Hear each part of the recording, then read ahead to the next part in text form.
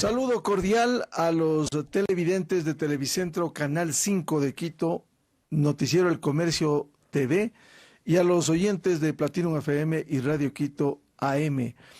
Estimados oyentes, vamos a dialogar este viernes con el ex canciller ecuatoriano, un hombre vinculado al desarrollo productivo, que hace consultorías internacionales, Patricio Suquiranda, que lo hemos invitado para que haga la lectura, porque él también fue embajador en Bogotá, este anuncio de disidentes de las FARC, a la cabeza Iván Márquez, que curiosamente lideró un proceso de diálogo por la paz en La Habana, y hoy ha vuelto al monte para volver por las acciones de las armas con Jesús Santrich, perseguido por la justicia colombiana y otros dirigentes de las FARC.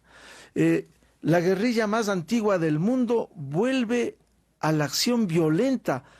¿Cómo parar esto y cómo evitar cuando el mundo busca la paz? Señor ex canciller Patricio Suquiranda. Muchas gracias. Mira, vamos a hablar inmediatamente con las personas que escuchan este estupendo programa, dándoles información como la siguiente.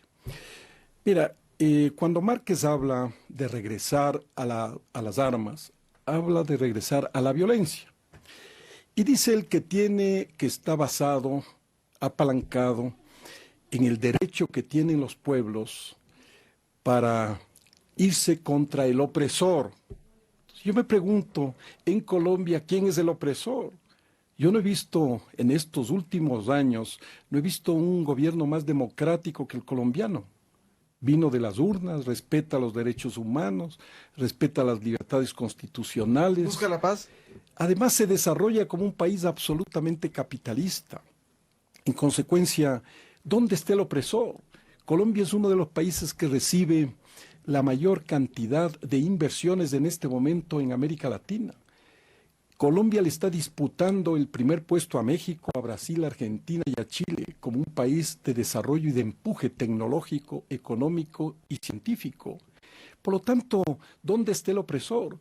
¿O es que los de las guerrillas nuevamente quieren engañarnos a nosotros, a todos los latinoamericanos, indicándonos que quieren tomarse el poder en un país capitalista? No tienen ninguna oportunidad. Colombia no es un país subdesarrollado en su plena magnitud de la palabra. Es un país pujante, es un país muy rico, con inversiones, con desarrollo. La gente ha vuelto a trabajar con energía.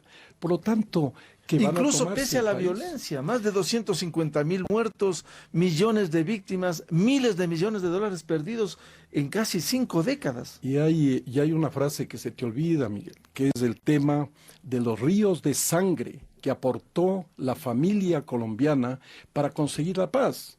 Mira, no hay que ser ni extremistas ni para un lado ni para el otro, pero yo sí creo que se debe saber lo siguiente. Colombia es un país que se desarrolla de una manera normal. Es un país que si entra nuevamente en este tobogán de violencia, va a afectar de una manera gravísima los intereses ecuatorianos. Eso es lo que nos debe preocupar a nosotros, porque nuevamente vamos a tener que destinar enormes cantidades de dinero para colocar vigilancia ya militar violenta contra estos violentos en la frontera, porque ellos, ¿qué hicieron anteriormente? Los tipos de las FARC, los delincuentes de las FARC, destinaron grandes cantidades de dinero para invertir en el país y convertir a Ecuador en una especie de santuario de descanso de sus fuerzas revolucionarias. ¿Tú recuerdas eso? No, muchas provincias. El caso de Angostura, marzo del 2008. Claro, muchas provincias ecuatorianas se convirtieron en lugares de descanso y de inversiones ilegales, con producto ilegal de los secuestros, de la droga, del contrabando, del vicio. Y vinieron a invertirse en Ecuador y nuevamente tenemos ese peligro aquí. Luego después Ecuador se afecta por una cosa que es simplísima de observar. El hecho de que el comercio que se ha venido desarrollando a una celeridad impresionante estos últimos 2 años, no, nuevamente el comercio terrestre se va a ver afectado y el turismo ecuatoriano-colombiano también se va a ver afectado por el miedo, por el terror que causan estas guerrillas con su operación en toda la zona fronteriza. ¿Cómo enfrentar este nuevo anuncio de Iván Márquez de volver a las armas? Mira, yo tengo la impresión de que esta es una consecuencia, y esto es muy claro, y esto no es de exageración. Cuando Iván Duque lidera una cruzada internacional con el propósito de deshacerse de la dictadura terrorífica de Maduro, Maduro le da la respuesta. Él auxilia a los miembros del Ejército de Liberación Nacional, les lleva a territorio venezolano, les cobija, les da todos los beneficios de un ejército insurgente, dice él. Y no son ejército insurgente, son un grupo de delincuentes refugiados que ahora tienen un enorme desprestigio después de que colocaron la bomba en el cuartel de cadetes de policía en Bogotá. Esos individuos inclusive mataron allá a una cadete ecuatoriana, como tú recuerdas, hirieron a otra cadete ecuatoriana que estaba formándose en ese lugar. Se desprestigiaron tanto en Colombia que ahora buscan la unidad con las FARC para hacer una sola guerrilla, un solo frente delincuencial, y se dice que tendrían más o menos unos 4.600 militantes en esa unión. Entonces, ¿qué es lo que debemos hacer? Claro, el Ecuador tiene que hacer, o sea, las Fuerzas Armadas nuevamente tienen que entrar a una vigilancia y a un control exhaustivo, un control perpetuo, permanente en las fronteras ecuatorianas. Pero ¿qué sucede con eso? Realmente tenemos un problema serio porque debemos destinar enormes cantidades de dólares ecuatorianos que nos faltan en nuestro para proteger la seguridad externa. Ahora, el caso que usted cita, doctor Patricio Zuquilanda, de Venezuela, ¿cómo lograr una mayor acción de la comunidad internacional? Porque no es posible que no solo le tiene en el hambre al pueblo venezolano, sino que también está cobijando a estos bandidos. Mire, ya hemos dicho varias veces esto. Esto no es de asuntos de debilidad. A mí me parece que, primero, la Cancillería ecuatoriana tiene que ir a ser miembro del Grupo de Lima. ¿Por qué la Cancillería ecuatoriana no va a ser miembro del Grupo de Lima, que es un órgano de lucha permanente contra la dictadura de Maduro? Y se pone dentro de un grupo de observación, como se llame, no, algo así como una actitud un poco timorata. No, primero hay que dar una lucha en las Naciones Unidas, en la OEA, en todos los organismos internacionales, con el Grupo de Lima. Hay que agilitar nuestra presencia, ¿no?, dentro de estos órganos de poder que tienen la necesidad de derrocar a Maduro, porque ahí está el origen de todo este problema. Origen interno y origen externo, claro, que le está complicando la vida a Colombia. No solamente a Colombia, sino a toda la región. Con el caso de los venezolanos. Cobijar a ELN y a los ex miembros de las FARC. En el caso de ellos, Maduro lo que intenta es debilitar la acción del gobierno del presidente Duque.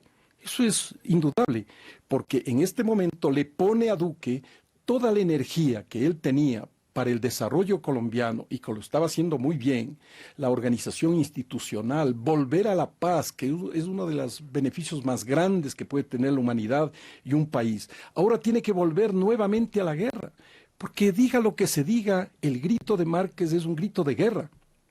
Además que ya lo sabíamos. Esto no es sorpresivo porque ellos se pusieron en la... Lideró el proceso en La Habana protegiendo todo esto, ahora vuelve a las armas. Mire, el tipo que lidera el gobierno, este delincuente, este señor Márquez, que yo no sé del señor que tenga, pero este señor Márquez lo que hace es ponerse en la clandestinidad hace meses.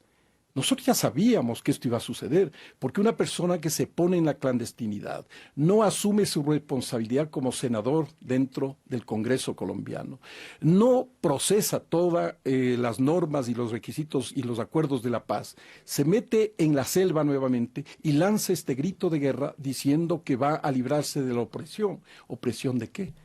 Por lo tanto, esto esta cosa, sumada al problema venezolano, imagínense el problema regional, el problema que le crea Colombia, el problema que crea Ecuador y a toda la región. ¿Cree usted que falló la justicia transicional que operó en Colombia en el gobierno de Juan Manuel Santos en el proceso de paz? Claro, El caso de Jesús Santrich. usted se refiere a la JEP, ¿no? Mire, ellos liberaron de culpa a todos los líderes de las FARC, porque ellos tenían que ser juzgados e ir a la cárcel y luego de la cárcel salir a hacer política en Colombia. ¿Qué es lo que sucedió? Le liberaron de culpa, en primer lugar. Les dieron sus curules en el Senado colombiano y luego después no les indiciaron con ningún juicio penal. Primera cosa. En segundo lugar, ¿dónde se habló de la compensación que debían recibir las miles de familias colombianas cuyos familiares fueron asesinados, torturados, Bueno, secuestrados? eso fue el reclamo al expresidente Juan Manuel Santos. ¿Verdad? Entonces, la justicia también falló en ese sentido. ¿Dónde está el juzgamiento? En consecuencia, el acuerdo de paz fue un acuerdo muy mal procesado. Ahora bien, ¿cuál es mi posición? Mire, yo no estoy de acuerdo en que si el acuerdo de paz fue mal hecho, se lo tire al tacho de la basura. Pero tampoco quiero decir que el acuerdo fue bien hecho y que hay que cumplirlo a rajatabla. Pero yo sí creo y me pongo en el lado... ¿Debe haber ajustes en ese acuerdo? Claro, debe haber ajustes, pero me pongo en el lado de los colombianos. Es un mal acuerdo que hay que conservarlo, porque usted ha visto lo que ha sucedido en Colombia en estos últimos tiempos. Lo que le dije hace un momento, la mayor inversión, ¿no?, en América Latina la recibe Colombia, la mayor organización. Colombia ha sido, y la ciudad de Medellín en particular, ha sido delegada por la comunidad internacional como la ciudad más progresista del mundo.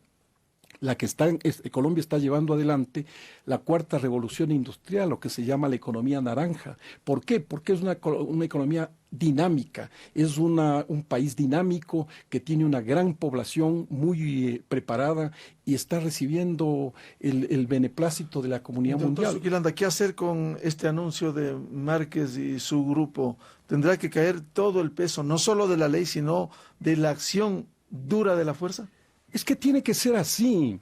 Estos guerrilleros tienen que ser suprimidos y también en esto a la Cancillería a la ecuatoriana. Yo creo que es necesario que nuevamente comience y se acelere el funcionamiento de la Academia Diplomática. Se está utilizando muy malos términos al calificar a estos individuos. Se está hablando de insurgentes. Insurgentes es una categoría del derecho internacional que les da derecho a pasar a la siguiente categoría, que es de beligerantes. Ellos son bandidos, ellos son delincuentes, ellos son secuestradores, ellos son contrabandistas, ellos están metidos en el narcotráfico. ¿De dónde van a obtener los recursos de ellos para lograr armarse nuevamente? Justamente del narcotráfico y de todas las actividades ilícitas que se manejan en esos países y en toda América Latina. Consecuentemente, debe haber mayor acción para combatir a estos personajes de las FARC. Debe haber mayor acción militar y policial. Y la sociedad ecuatoriana debe ayudarle a la sociedad colombiana, y las sociedades de América Latina tienen que nuevamente desencadenar la energía interamericana con el propósito de liquidar estos focos de dictadura y estos focos de delincuencia que lo único que acarrean son los males para los países americanos. Ahora, la acción militar, como se vio a través de 5 décadas, no pudo derrotar, sino hasta llegar al acuerdo de paz. Bueno, la gente de las FARC fue a un proceso de negociación exactamente porque ya estaban casi derrotados. Era un grupo delincuencial débil. Ellos fueron a eso porque si habrían sido poderosos... Les llevó al diálogo en La Habana debilitados. Claro, porque si ellos habrían sido poderosos no habrían ido nunca a un diálogo. Si ellos habrían tenido algún chance de tomarse el poder, como ellos dicen en Colombia. Pero ahora vuelven al mismo negocio, ellos. Vuelven al mismo negocio porque no saben qué hacer, porque los individuos estos no saben cómo gastar el dinero que cogieron de los secuestros y del vicio y de la corrupción. Ellos no saben cómo hacerlo y ya se dieron cuenta que en libertad no pueden gastarse ese dinero porque están perseguidos por la comunidad internacional. El ex canciller ecuatoriano Patricio Zuquilanda, aquí en la entrevista en el noticiero El Comercio TV por Televicentro, Canal 5 de Quito y Platinum FM y Radio Quito AM. Muchas gracias a este diálogo. En las radios continuamos con el ex canciller Patricio Zuquilanda.